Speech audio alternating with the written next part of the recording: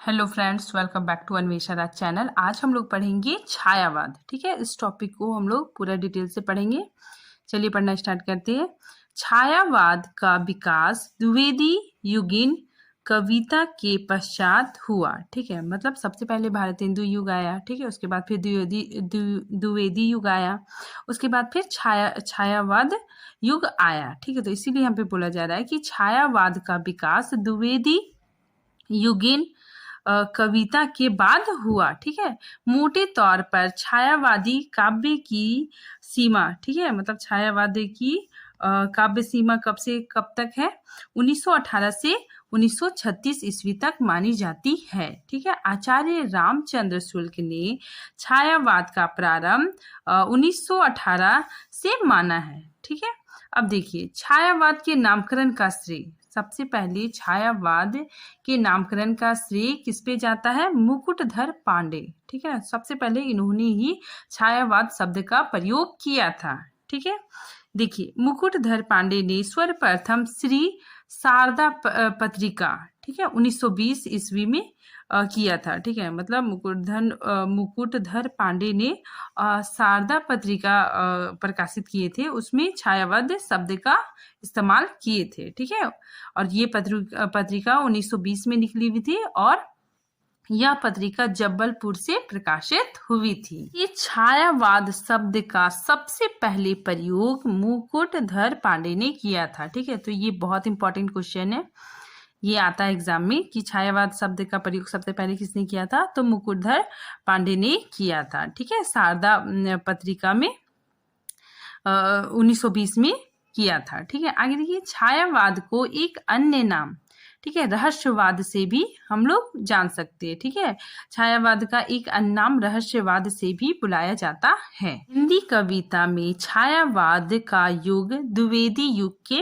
बाद आया। ठीक है, तो सबसे पहले भारतेंदु युग आया, फिर उसके बाद फिर द्विवेदी युग आया, उसके बाद फिर छायावाद युग का विकास हुआ। ठीक है, आगे देखिए छायावाद में हिंदी ब्रज भाषा के स्थान पर खड़ी बोली कविता पूर्णतः प्रतिष्ठित हो गई थी। ठीक है, मतलब पहले ब्रज भाषा था। ठीक है, मतलब भारतेंदु के युग के समय तक ब्रज भाषा, मतलब ब्रज भाषा में कविताएं होती थी। ठीक है, और द्विवेदी युग में भी मतलब थोड़ा बहुत होता था, लेकिन जब छायावाद युग आया हिंदी साहित्य जगत में, तो ब्रज भाषा का स्थान पूरी तरह से खत्म हो गया। ठीक है, और खड़ी बोली पूरी तरह से प्रतिष्ठित हो गई।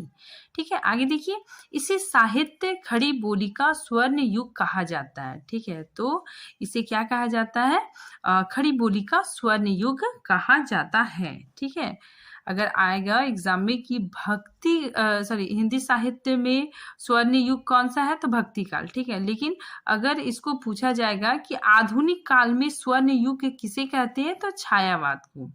ठीक है, इसलिए यहाँ पे देखिए कि इसे साहित्य खड़ी बोली का स्वर्ण युग कहा जाता है, और खड़ी बोली का स्वर्ण युग क्या हो गया? छायावाद। ठीक है, अगर क्वेश्चन आता है कि आधुनिक काल में स्वर्ण युग किसे कहते हैं, तो छायावाद। ठीक है, फिर द्विवेदी युग की कविता, जो द्विवेदी युग की जो कविताएं थी वो क्या था? बहुत मतलब नीरस, ठीक है, उपदेशनात्मक और इतिवितरात्मक थी। पे देखिए कि द्विवेदी युग में कविताएं नीरस थी। ठीक है, उपदेशनात्मक थी।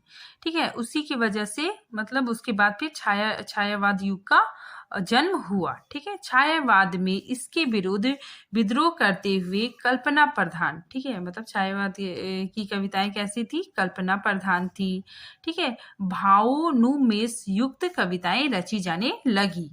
भारतेंदु एवं द्विवेदी युग के बाद हिंदी कविता के क्षेत्र में नई धारा प्रवाहित हुई। ठीक है, भारतेंदु और द्विवेदी युग के बाद छायावाद, ठीक है, छायावाद नई धारा प्रवाहित हुई। आगे देखिए द्विवेदी युग में हिंदी कविता कोरी उपदेश मात्र बन गई थी। ठीक है, तो द्विवेदी युग में क्या थी? कविताएं मतलब कोरी उपदेश मात्र बन के रह गई थी। ठीक है, उसमें समाज सुधारक की चर्चा व्यापक रूप से की जाती थी। ठीक है, और कुछ आख्यानों का वर्णन भी किया जाता था। ठीक है, जैसे कविताएं बहुत मतलब नीरस हो जाती थी, बहुत बोरिंग हो जाती थी। ठीक है, उपदेशनात्मकता और नैतिकता की प्रधानता के कारण कविता में नीरसता आ गई। ठीक है, कविता में क्या आ गई? नीरसता आ गई। ठीक है, उबाऊपन आ गया। कवि का हृदय उस नीरसता से उब गया। ठीक है, मतलब कवि जो रचनाएं रचते थे उसमें क्या हो गया? वो मतलब नीरसता के कारण वे लोग उब गए। ठीक है, और कविता में सारसता लाने के लिए, ठीक है, कविता में सारसता लाने के लिए वह बेचैन हो उठा। ठीक है, कौन? कवि। इसके लिए उसने प्राकृतिक को माध्यम बनाया। ठीक है, प्राकृतिक के माध्यम से जब मानव भावनाओं का चित्रण होने लगा तभी छायावाद का जन्म हुआ। ठीक है, अब आपको समझ में आ गया हो गया कि छायावाद का जन्म कैसे हुआ। ठीक है, कविता क्या होने लगी? नीरस होने लगी। ठीक है, और उसको सारस बनाने के लिए कवियों ने क्या किया? प्राकृतिका को माध्यम बनाया। ठीक है, और कविताओं की रचना करने लगी। ठीक है, और इस प्रकार छायावाद का जन्म हुआ। ठीक है, और कवि इतिवितनात्मकता को छोड़कर कल्पना लोक में विचरण करने लगे। ठीक है, इतिवितनात्मक मतलब क्या होता है कि पुराणों के उपदेश, ठीक है, वेदों के उपदेश, प्राचीन कथाओं के उपदेश, ठीक है, कथा कहानियों का विस्तृत वर्णन। ठीक है, ये क्या कहलाता है? इतिवितनात्मक। ठीक है, आगे देखिए छायावाद किसे मतलब छायावाद क्या है? ठीक है, अब क्वेश्चन आता है कि छायावाद आखिर है क्या? ठीक है, देखिए यहाँ पे एक पेड़ बना हुआ है। ठीक है, तो पेड़ सूरज की रोशनी पड़ रही है तो ये क्या हो गया? पेड़ की छाया यहाँ पे बन गई। ठीक है, तो मतलब वास्तविकता नहीं है। ठीक है, उसकी छाया मतलब छाया कहीं और पड़ रही है, तो कविता के भाव कहीं और जा रही है। ठीक है, देखिए यहाँ पे बताया जा रहा है कि जो बात है डायरेक्ट ना कहकर किसी प्रतीक के रूप में किसी पर रखकर कही जाए। ठीक है, मतलब कोई भी बात मतलब डायरेक्ट नहीं बोलना है। ठीक है, कवि बोल रहा है कुछ सेंस में और उसका मीनिंग कुछ और निकलेगा। ठीक है, तो वही है कि बात डायरेक्ट ना कह के किसी प्रतीक के माध्यम से, ठीक है, किसी पे रख कर कही जाए। ठीक है, और कविता के भाव कहीं और मतलब कहीं और जा रही है। ठीक है, तो वो क्या कहलाती है? छायावादी। ठीक है, छायावाद कहलाता है। अब देखिए यहाँ पे छायावाद कवि, मुख्य कवि कौन कौन है? पंत, निराला, ठीक है, जयशंकर प्रसाद और महादेवी। ठीक है, यहाँ पे प्रसाद होगा। ठीक है, जयशंकर प्रसाद, निराला, पंत और महादेवी वर्मा, ये सब क्या है? छायावादी कवि हैं। देखिए अगर क्वेश्चन आता है कि छायावाद के चतुष्ट कवि कौन कौन है, तो जयशंकर प्रसाद, सूर्यकांत त्रिपाठी, निराला, सुमित्रा नंदन पंत और महादेवी वर्मा। ठीक है, ये क्या है? छायावाद के चतुष्ट कवि है। ठीक है, अब देखिए जयशंकर प्रसाद को छायावाद का प्रवर्तक माना जाता है। ठीक है, तो जयशंकर प्रसाद को छायावाद का प्रवर्तक माना जाता है। ठीक है, उर्वशी जयशंकर प्रसाद की पहली रचना है। ठीक है, लेकिन झरना छायावाद की प्रथम रचना मानी जाती है। ठीक है, तो जयशंकर प्रसाद ने झरना की रचना की और झरना छायावादी रचना है। ठीक है, फिर देखिए जयशंकर प्रसाद के ये मुख्य रचनाएं हैं, जैसे आंसू। ठीक है, आंसू को हिंदी का मेघदूत भी कहा जाता है। फिर कामायनी, ये तो बहुत ही ज्यादा प्रसिद्ध है। कामायनी को छायावाद का उपनिषद भी कहा जाता है। ठीक है, तो ये सब इम्पोर्टेंट क्वेश्चन है, एग्जाम में इससे मतलब आता ही है। फिर देखिए छायावाद के प्रमुख कवि। ठीक है, देखिए जयशंकर प्रसाद को ब्रह्मा बोला जाता है, सूर्यकांत त्रिपाठी निराला को महेश मतलब शिव जी। ठीक है, बड़े क्रोधित होते हैं, तो सूर्यकांत त्रिपाठी निराला विद्रोही कवि थे, इसीलिए इसे महेश कहा जाता है। फिर सुमित्रा नंदन पंत को विष्णु कहा जाता है। ठीक है, और देखिए छायावाद के ये प्रमुख कवि हो गए। ठीक है, फिर कुछ अन्य कवि कौन कौन है? माखनलाल चतुर्वेदी, बालकृष्ण शर्मा नवीन, राम नरेश त्रिपाठी, डॉक्टर राम कुमार वर्मा, लक्ष्मी नारायण मिश्र और आदि। ठीक है, तो ये सब क्या है? अन्य छायावादी कवि हैं। देखेंगे छायावाद की प्रमुख परिभाषाएं। ठीक है, विद्वानों के विभिन्न मत हैं। ठीक है, देखिए जयशंकर प्रसाद के अनुसार जब वेदना के आधार पर स्वानुभूतिमयी अभिव्यक्ति होने लगी तब हिंदी में उसे छायावाद के नाम से अभिहित किया गया। ठीक है, ध्वन्यात्मक लाक्षणिकता, सौंदर्यमय प्रतीक विधान तथा उपचार वक्रता के साथ स्वानुभूति की विवृत्ति छायावाद की विशेषता है। ठीक है, तो ये किसने कहा है? जयशंकर प्रसाद ने। ठीक है, फिर आ गया डॉक्टर राम कुमार वर्मा। ठीक है, ये बहुत इंपॉर्टेंट है, क्वेश्चन इससे आता है एग्जाम में। ठीक है ना, कि किसने कहा कि जब परमात्मा की छाया आत्मा में और आत्मा की छाया परमात्मा में पड़ने लगे, ठीक है ना, पड़ने लगती है तो छायावाद का उदय होता है। ठीक है, तो ये किसने कहा है? डॉक्टर रामकुमार वर्मा जी ने।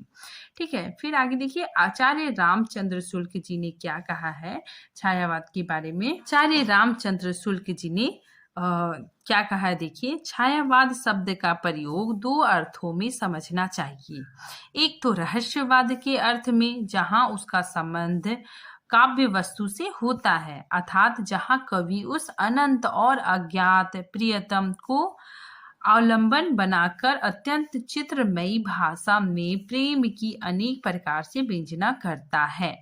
और छायावाद शब्द का दूसरा प्रयोग काव्य शैली या काव्य पद्धति विशेष के व्यापक अर्थ में है। ठीक है, अब देखिए डॉक्टर नगेंद्र, ये भी बहुत इंपॉर्टेंट है। डॉक्टर नगेंद्र ने कहा है कि छायावाद स्थूल के प्रति सूक्ष्म का विद्रोह है।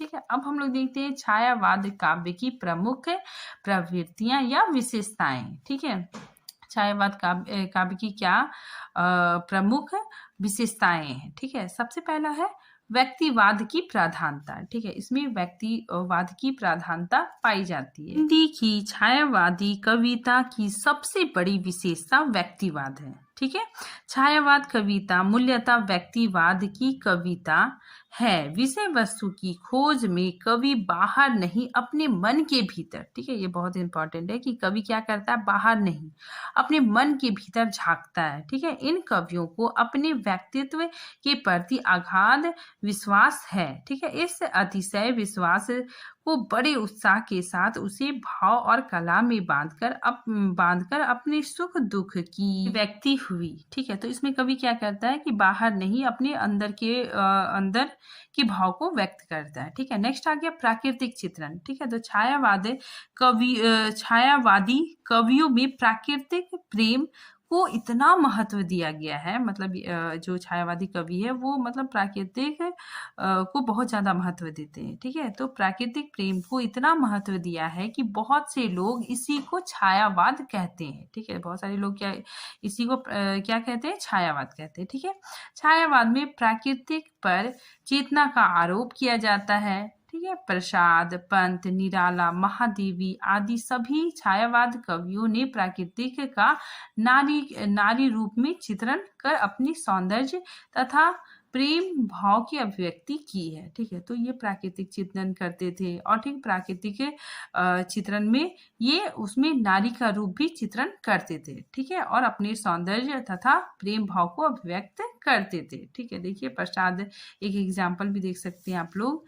प्रसाद बोलते हैं, पगली हाँ संभाल ले कैसे छूट गया तेरा आंचल, देख बिखरती है मणि राजी, अरे उठा बेसुध चंचल। ठीक है, फिर आगे हम लोग देखते हैं कि इन कवियों ने, यहाँ पे देखिए, इन कवियों ने प्राकृतिक पर मानवीय चेतना का आरोप करते हुए उसे हंसते रोते हुए भी दिखाया है। ठीक है, तो यहाँ जो कवि है वो प्राकृतिक पर मानवीय चेतना का भी आरोप करते हैं। नेक्स्ट है नारी भावना। ठीक है, छायावाद कवियों ने नारी के प्रति उदात्त दृष्टिकोण अपनाकर समाज में उनके सम्माननीय स्थान को प्रतिष्ठित किया है। ठीक है, यहाँ पे बताया जा रहा है कि रीतिकाल कवियों ने नारी को विलास की वस्तु और उपभोग की सामग्री मात्र माना है। ठीक है, मतलब रीतिकाल के कवियों ने नारी का विलास की वस्तु माना है। ठीक है, उपभोग की वस्तु मात्र माना है, जबकि छायावाद कवियों ने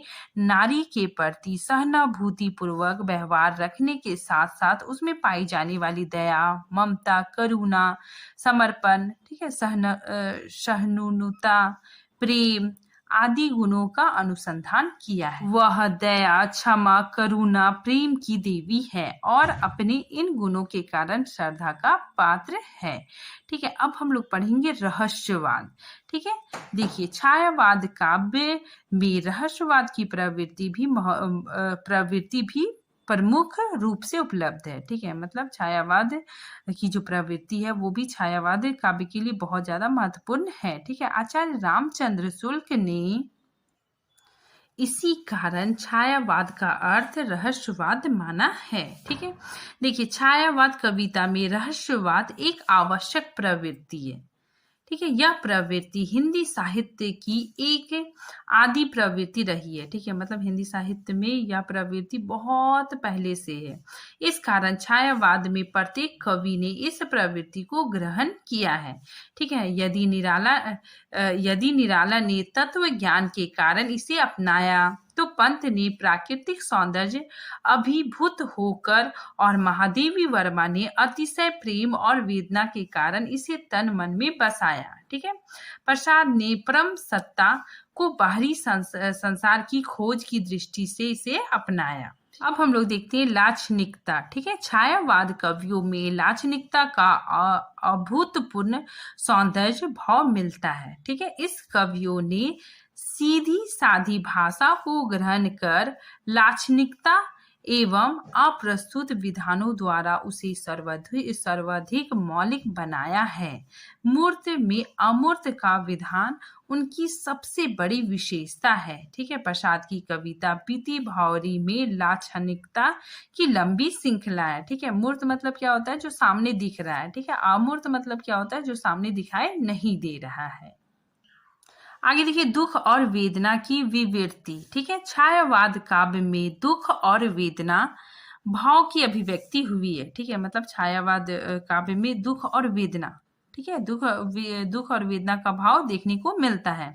महादेवी वर्मा तो वेदना की ही कवित्री है। ठीक है, महादेवी वर्मा के गद्य पद में जो दुखवाद और करुणा के भाव दिखाई पड़ते हैं वे बौद्ध दर्शन के प्रभाव स्वरूप माने जा सकते हैं। ठीक है, आगे देखिए राष्ट्र प्रेम की अभिव्यक्ति। ठीक है, छायावाद काव्य में राष्ट्रीयता के स्वर भी मुखर हुए हैं। ठीक है, तो इसमें क्या है कि राष्ट्रीयता के स्वर भी देखने को मिलते हैं। ठीक है, प्रसाद जी ने अपने नाटकों में जो गीत योजना की है उसमें राष्ट्रीय भावना की सुंदर अभिव्यक्ति हुई है। नेक्स्ट देखिए व्यापक मानवतावाद।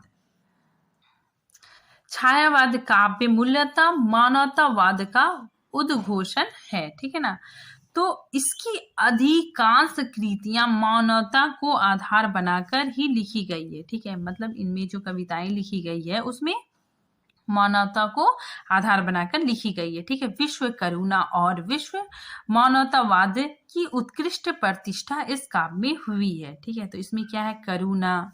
ठीक है, करुणा के भाव देखे जाते हैं। वह सारे संसार से प्रेम करता है। ठीक है, उसके लिए भारतीय और अभारतीय में कोई भेद नहीं है क्योंकि सर्वत्र एक ही आत्मा व्याप्त है। ठीक है, तो वो क्या करता है, सबसे प्रेम भी करता है। ठीक है, और क्योंकि सर्वत्र एक ही आत्मा व्याप्त है। फिर हम लोग देखते हैं शैलीगत प्रवृत्तियां। छायावाद काव्य विषय वस्तु एवं शिल्प दोनों ही दृष्टियों से नवीनतम लिए हुए है। ठीक है, तो इसमें छायावाद काव्य में क्या है कि विषय वस्तु और शिल्प, ठीक है, दोनों ही दृष्टि से ये नवीन लिए हुए हैं। ठीक है, लाक्षणिक भाषा का प्रयोग, प्रतीकात्मक शैली, उपचार वक्रता और नवीन अलंकार विधान के कारण इस काव्य में शिल्पगत नवीनता दिखाई पड़ती है। ठीक है, तो कुल मिलाकर देखा जाए तो यह कहा जा सकता है कि छायावाद काव्य श्रेष्ठ काव्य है। छायावाद काव्य में प्रसाद ने यदि प्राकृतिक तत्व को मिलाया तो निराला ने उसे मुक्तक छंद दिया, पंत ने शब्दों को सुडोल और सारस बनाया तो महादेवी ने उसमें प्राण डाले। ठीक है, और उसकी भावनात्मकता में समृद्ध किया। ठीक है, बस इतना ही है। नेक्स्ट टॉपिक हम अगले वीडियो में बनाएंगे। तब तक के लिए थैंक यू।